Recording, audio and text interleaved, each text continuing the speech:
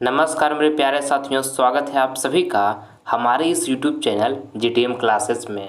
दोस्तों, आज की इस वीडियो में हम कक्षा 10वीं के लिए विषय भौतिक विज्ञान का प्रश्न लेकर आए हैं, जो आपके फाइनल बोर्ड परीक्षा 2023 के लिए काफ़ी महत्वपूर्ण प्रश्न है। ठीक है, इसलिए आप सभी विद्यार्थी इस वीडियो में शुरू से लेकर अंत तक पूरी कंसंट्रेशन के साथ बने रहिएगा। इस वीडियो के माध्यम से आपको हम 20 काफ़ी शानदार प्रश्न आपके सामने प्रस्तुत करेंगे। एक भी प्रश्न को आप स्किप मत कीजिएगा, और ये 20 प्रश्न में से जो प्रश्न आपको याद नहीं होगा उससे नोटबुक पर लिख कर अच्छी तरीके से याद कर लीजिएगा। ठीक है, ये सभी प्रश्न आपकी फाइनल बोर्ड परीक्षा में आने वाले हैं। ठीक है, तो आइए हम बिना टाइम वेस्ट किए हुए इस वीडियो को स्टार्ट कर देते हैं। देखिए आज का पहला प्रश्न, प्रकाश के परावर्तन के कितने नियम हैं? ऑप्शन ए में लिखा हुआ 1, बी में लिखा है 2, सी में लिखा है 3 और डी में लिखा है 4। दोस्तों, आपको पहला नंबर प्रश्न में बताना है कि प्रकाश के परावर्तन के कितने नियम हैं। तो दोस्तों 2 नियम हैं। ठीक है, ऑप्शन नंबर यहाँ पे जो बी होगा हमारा बिल्कुल करेक्ट आंसर हो जाएगा। आपको इसको अच्छे तरीके से याद कर लेना है। ठीक है, अब देखिए जब आपसे पूछा जाए कि प्रकाश के अपवर्तन के कितने नियम हैं, तो दोस्तों प्रकाश के अपवर्तन का भी 2 नियम है, ये भी आपको साथ में याद रखना है। ठीक है, चलिए अगला प्रश्न हम देख लेते हैं। दूसरा नंबर, कतः निम्नलिखित में कौन सा मात्रक बाट के बराबर है? दोस्तों ये दूसरा नंबर प्रश्न आपके बोर्ड एग्जाम के लिए काफ़ी महत्वपूर्ण प्रश्न है। आपको बताना है ये प्रश्न कि निम्नलिखित में से कौन सा मात्रक जो है, ये निम्नलिखित में से वो बाट के बराबर है। तो जूल प्रति सेकंड जो है मेरे प्यारे साथियों, वो बाट के बराबर है। ठीक ना, तो ऑप्शन नंबर ए यहाँ पर जूल प्रति सेकंड बिल्कुल करेक्ट आंसर हमारा हो जाएगा। आप इसको अच्छे तरीके से याद कर लीजिए। चलिए अगला प्रश्न हम देख लेते हैं। तीसरा नंबर, कहता है कि विभवांतर का अस्थायी मात्रक क्या होता है? ये प्रश्न वेरी दोस्तों इंपॉर्टेंट है आपकी फाइनल बोर्ड परीक्षा के लिए। बहुत बार पूछा गया, क्वेश्चन बैंक को उलट कर देखिए, बहुत बार ये प्रश्न आपके बोर्ड एग्जाम में आया है। ठीक, ऑप्शन ए में लिखा है जूल, बी में लिखा है वाट, सी में लिखा है एम्पियर और डी में लिखा है वोल्ट। तो आपको बताना है ये तीसरा नंबर प्रश्न है मेरे प्यारे साथियों कि विभवांतर का अस्थायी मात्रक क्या होता है? तो वोल्ट होता है। ठीक है ना, ऑप्शन नंबर यहाँ पे डी जो होगा हमारा बिल्कुल करेक्ट आंसर हो जाएगा। ठीक है, इसको आप अच्छे तरीके से ध्यान में रखिएगा। देखिए कार्य का अस्थायी मात्रक जूल होता है, ये भी आपको साथ में याद रखना है। और शक्ति का अस्थायी मात्रक बाट होता है। ठीक है, तो इसको भी आपको साथ में याद रखना है कि शक्ति का अस्थायी मात्रक क्या होता है, तो बाट होता है। अब विद्युत धारा का अस्थायी मात्रक क्या होता है? एम्पियर होता है। विद्युत धारा का दोस्तों अस्थायी मात्रक एम्पियर होता है, ये भी साथ में याद रखिएगा। ये चारों आपको जो बताएं इसको याद रखना है। आपके बोर्ड एग्जाम में ये सभी प्रश्न बार बार आते हैं बाबू, ध्यान रखिएगा। ठीक है, चलिए अगला प्रश्न हम देख लेते हैं। चौथा नंबर कहता है कि जरा दृष्टि दोष का उपचार किस प्रकार का लेंस से किया जाता है? काफ़ी महत्वपूर्ण है आपके बोर्ड एग्जाम के लिए। ऑप्शन ए में लिखा हुआ अभिसारी, बी में लिखा हुआ अवतल, सी में लिखा है अपसारी और डी में लिखा है बाइफोकल। दोस्तों ये चौथा नंबर प्रश्न में आपको बताना है कि जरा दृष्टि दोष का उपचार किस प्रकार का लेंस से किया जाता है। तो ध्यान दीजिएगा, समझिएगा। देखिए जरा दृष्टि दोष जो है बाबू, ये ओल्ड एज में होता है। ठीक है, कहने का मतलब बूढ़ा बुजुर्ग लोग को ये दोष होता है। ठीक है, और इस दोष में ना तो निकट की वस्तु स्पष्ट दिखाई देता है, ना तो दूर की वस्तु अस्पष्ट दिखाई देता है। ठीक है, और इस दोष का उपचार किस प्रकार का लेंस से किया जाता है? तो बाइफोकल लेंस से किया जाता है। आपको इसको अच्छे तरीके से याद रखना है। ठीक है ना, कि जरा दृष्टि दोष का उपचार बाइफोकल लेंस से किया जाता है। ठीक है, चलिए ऑप्शन नंबर डी यहाँ पे सही हो गया। आइए अगला प्रश्न हम देख लेते हैं। देखिएगा यहाँ पे 5वां नंबर प्रश्न हमारा है, मोटर कार के हेडलाइट में किसका प्रयोग होता है? ऑप्शन ए में लिखा हुआ है समतल दर्पण, बी में लिखा उत्तल दर्पण, सी में लिखा अवतल दर्पण और डी में लिखा हुआ है उत्तल लेंस। ये प्रश्न काफ़ी महत्वपूर्ण है आपके बोर्ड एग्जाम के लिए। बहुत बच्चे इसको एग्जाम में कंफ्यूज कर जाते हैं, इसलिए आप इसको ध्यान से समझने का प्रयास कीजिएगा। कहता है मोटर कार के हेडलाइट में, इस पॉइंट को ध्यान देना है, मोटर कार के हेडलाइट में किसका प्रयोग किया जाता है? तो हेडलाइट में दोस्तों अवतल दर्पण का प्रयोग किया जाता है। ठीक है, मोटर कार के हेडलाइट में किसका प्रयोग किया जाता है? तो अवतल दर्पण का प्रयोग किया जाता है। ऑप्शन नंबर यहाँ पे सी जो होगा हमारा बिल्कुल करेक्ट आंसर हो जाएगा।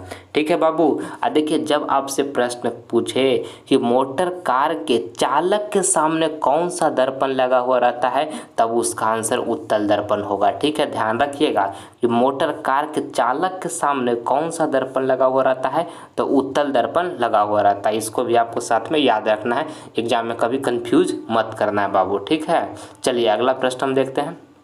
छठा नंबर कहता है दंत विशेषज्ञ किस दर्पण का उपयोग मरीजों का दांतों का बड़ा प्रतिबिंब देखने के लिए करता है। ऑप्शन ए में लिखा समतल दर्पण, बी में लिखा अवतल दर्पण, सी में लिखा उत्तल दर्पण और डी में लिखा इनमें सभी। तो दोस्तों आपको ये प्रश्न बताना है कि दंत विशेषज्ञ किस दर्पण का उपयोग मरीजों का दांतों का बड़ा प्रतिबिंब देखने के लिए करता है, तो अवतल दर्पण का करता है। ठीक है, ऑप्शन नंबर यहाँ पे बी जो होगा हमारा बिल्कुल करेक्ट आंसर हो जाएगा। देखिए हजामत बनाने के लिए भी अवतल दर्पण का प्रयोग किया जाता है मेरे प्यारे साथियों, ये भी आपको साथ में याद रखना है। ठीक है, हजामत बनाने के लिए भी अवतल दर्पण का प्रयोग किया जाता है। चलिए अगला प्रश्न हम देख लेते हैं। 7 नंबर का है डायनेमो के द्वारा बदला जाता है। काफ़ी महत्वपूर्ण प्रश्न है आपके फाइनल बोर्ड परीक्षा के लिए। आपको बताना है कि डायनेमो के द्वारा बदला जाता है तो यांत्रिक ऊर्जा को विद्युत ऊर्जा में बदला जाता है। ठीक है, आपको इसको याद रखना है। ऑप्शन नंबर ए यहाँ पे बिल्कुल करेक्ट आंसर हो जाएगा। चलिए आगे बढ़ते हैं अब हम 8वां नंबर प्रश्न की ओर। कहता है कि नेत्र में किसी वस्तु का बना प्रतिबिंब होता है। दोस्तों ये प्रश्न वेरी इंपॉर्टेंट है आपके बोर्ड एग्जाम के लिए। आपको ये प्रश्न बताना है कि नेत्र में किसी वस्तु का बना प्रतिबिंब होता है तब वास्तविक उल्टा तथा छोटा होता है। बाबू याद रखिएगा, ठीक है ना। ऑप्शन नंबर यहाँ पे सी जो होगा बिल्कुल हमारा करेक्ट आंसर हो जाएगा।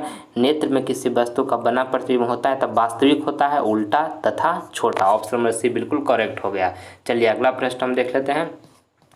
9 नंबर कहता है कि प्रकाश का वेग न्यूनतम होता है। ऑप्शन ए में लिखा है निर्वात में, बी में लिखा है जल में, सी में लिखा है वायु में, डी में लिखा है कांच में। तो आपको ये 9 नंबर प्रश्न में बताना है मेरे प्यारे साथियों कि प्रकाश का वेग न्यूनतम होता है तो कांच में होता है। ऑप्शन नंबर डी जो होगा हमारा यहाँ पे बिल्कुल करेक्ट आंसर हो जाएगा। आइए नेक्स्ट प्रश्न हम देखते हैं।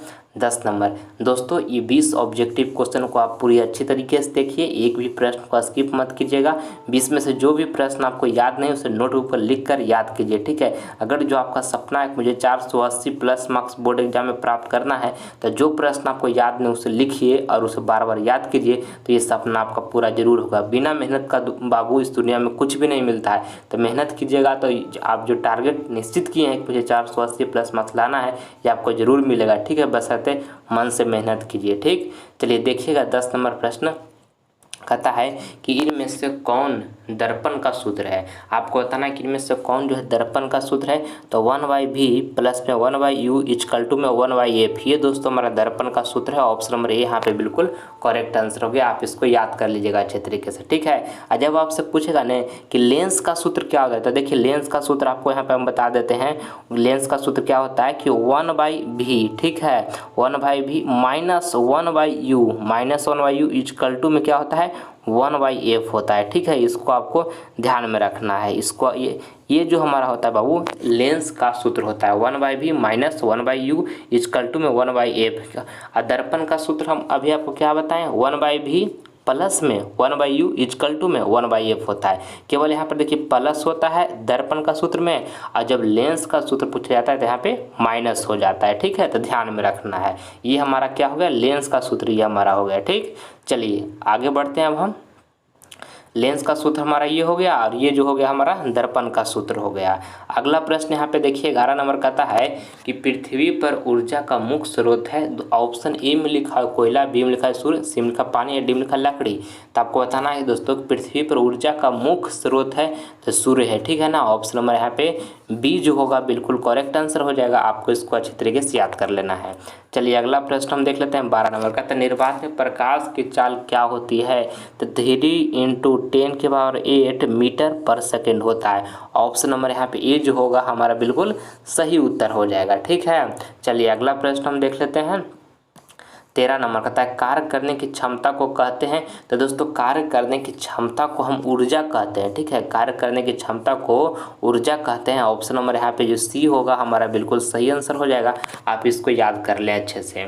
चलिए अगला प्रश्न हम देख लेते हैं 14 नंबर। मेरे प्यारे साथियों, अगर जो अभी तक आप सभी विद्यार्थी ने जीटीएम क्लासेस चैनल को सब्सक्राइब नहीं किए हैं तो देखिए आपको यहाँ पर रेड बटन का सब्सक्राइब का बटन दिख रहा होगा रेड कलर का, तो उस बटन को दबाइए और चैनल को सब्सक्राइब कर लीजिए।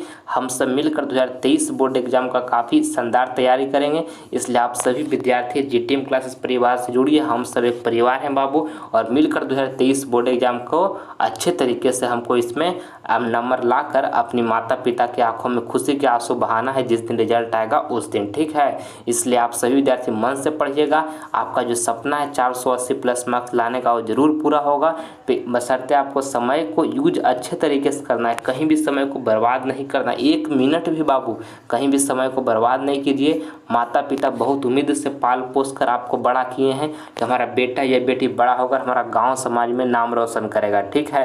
तब मन से पढ़ाई कीजिएगा, तब ना माता पिता का नाम रोशन कीजिएगा। इसलिए मन से पढ़ाई कीजिएगा। आपके साथ हम बने रहेंगे, आप हमारे साथ बने रहिएगा। कंटिन्यू हम लोग 2023 बोर्ड एग्जाम का शानदार तैयारी करेंगे, ठीक है। चैनल को सब्सक्राइब नहीं किए तो कर लीजिए। इससे आपको फायदा होगा कि जब हम लाइव क्लास लेकर आएंगे तो उसका नोटिफिकेशन जो होगा सबसे पहले आपको मिलेगा, ठीक। चलिए देखिए 14 नंबर प्रश्न देखिएगा। कहता है कि समान मानव नेत्र को दूर बिंदु, ऑप्शन ए में लिखा है 25 सेंटीमीटर पर होता है, बी में लिखा है 25 मिलीमीटर पर होता है, और देखिए सी में लिखा हुआ है 25 मीटर पर होता है, डी में लिखा है अनंत पर होता है।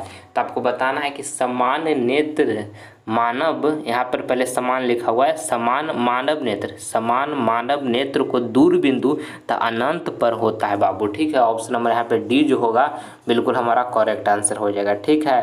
और देखिए समान मानव नेत्र के लिए निकट बिंदु कितना होता है, तो निकट बिंदु 25 सेंटीमीटर होता है। ये भी आपको साथ में याद रखना है, ठीक है, कि समान मानव नेत्र के लिए निकट बिंदु जो होता है वो 25 सेंटीमीटर होता है, ठीक है। चलिए अगला प्रश्न हम देख लेते हैं। ये जो हमारा दूर बिंदु जो होता है वो अनंत पर होता है। चलिए अगला प्रश्न हम देखते हैं 15 नंबर। कहता है कि विभवांतर मापने वाले यंत्र को कहा जाता है, तो दोस्तों अमीटर, ऑप्शन ए में लिखा हुआ, बी में लिखा वोल्ट मीटर, और सी में लिखा हुआ गैल्वेनोमीटर, यहाँ पर डी में लिखा इनमें से कोई नहीं, ठीक ना। तो आपको 15 नंबर प्रश्न बताना है मेरे प्यारे साथियों कि विभवांतर मापने वाले यंत्र को कहा जाता है, तो दोस्तों वोल्ट मीटर कहा जाता है, ठीक है। ऑप्शन नंबर यहाँ पे जो बी होगा ना बिल्कुल हमारा सही आंसर हो जाएगा। आप इसे याद कर लीजिए अच्छा से।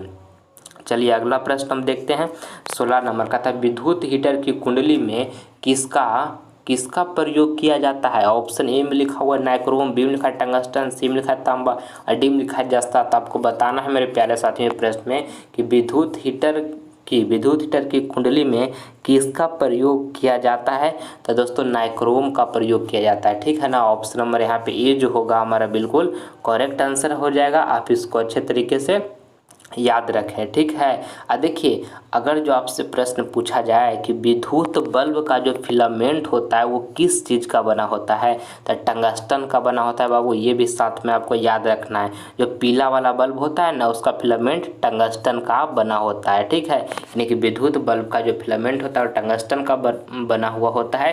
जो पीला वाला बल्ब होता है उसका फिलामेंट, ठीक। आपको अच्छे तरीके से सारे प्रश्न को हम याद करवाते चल रहे हैं, एक बात को 2-2 बार बोल कर वो इसलिए कि आपको क्लास करते करते सारा जो आपका प्रॉब्लम है, सारा जो आपका महत्वपूर्ण पॉइंट आपको कवर हो जाए, ठीक है। चलिए देखिएगा 17 नंबर प्रश्न कहता है कि एक स्वस्थ मानव नेत्र के लिए निकट तथा दूर बिंदु क्रमशः होते हैं। तो देखिए पहला क्या कहा, एक स्वस्थ मानव के लिए निकट बिंदु, तो निकट बिंदु दोस्तों कितना होता है 25 सेंटीमीटर होता है। अभी आपको हम बताएं, ठीक है, 25 सेंटीमीटर होता है।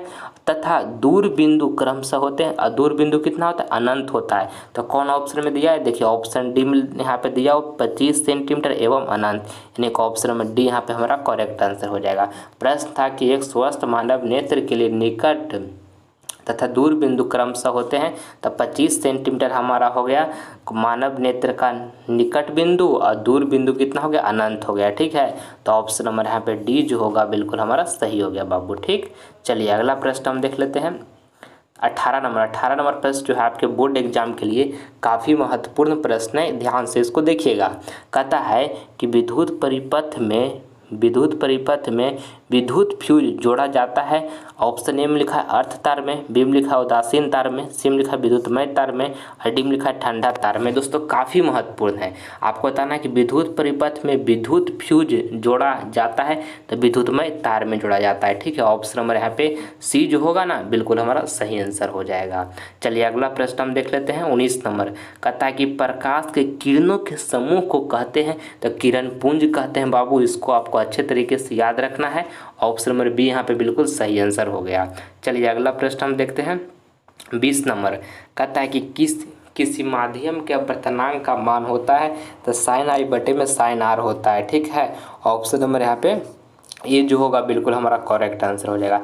आइए HW का प्रश्न देखते हैं। विद्युत धारा का SI मात्रक है। ऑप्शन ए में लिखा है एम्पियर, बी में लिखा हुआ है वोल्ट, सी में लिखा हुआ है ओम और डी में लिखा है जूल। तो दोस्तों ये प्रश्न आपको हम HW में दिए हैं, इसका जवाब आपको कमेंट बॉक्स में देना है, जो आंसर आपको सही लगेगा। ठीक है, सारे विद्यार्थी जवाब दीजिएगा, आप सभी विद्यार्थी का हम कमेंट का प्रतीक्षा करेंगे। ठीक है, और दोस्तों इस वीडियो के माध्यम से आपको कुछ सीखने को मिला है तो इस वीडियो को आप सभी विद्यार्थी दिल से एक लाइक करें और ज़्यादा से ज़्यादा इस वीडियो को अपने फ्रेंड के पास भी शेयर करें। ठीक है, और अगर जो अभी तक आप सभी विद्यार्थी ने GTM क्लासेस चैनल को सब्सक्राइब नहीं किए हैं तो कर लीजिए। इससे आपको फ़ायदा क्या होगा कि जब हम लाइव क्लास लेकर आएंगे तो इसका नोटिफिकेशन जो होगा सबसे पहले आपको मिलेगा। ठीक है, और मन से पढ़ाई कीजिएगा बाबू, 480 प्लस मार्क्स फाइनल बोर्ड परीक्षा में हर हालत में लाना है। जिस दिन रिजल्ट आएगा उस दिन माँ और पिता की आंखों में खुशी के आंसू देखना है। तो उसके लिए आज जुनून लगन के साथ मेहनत कीजिए, 1 मिनट भी समय को कहीं भी बर्बाद मत कीजिएगा। ठीक है, हमसे जितना मेहनत हो रहा है आपके साथ बने हुए हैं करने के लिए, आप हमारे साथ कंटिन्यू बने रहिएगा। मिलते हैं हम आपसे अगले वीडियो में, तब तक मन लगाकर पढ़ाई करते रहिए। जय हिंद, जय भारत।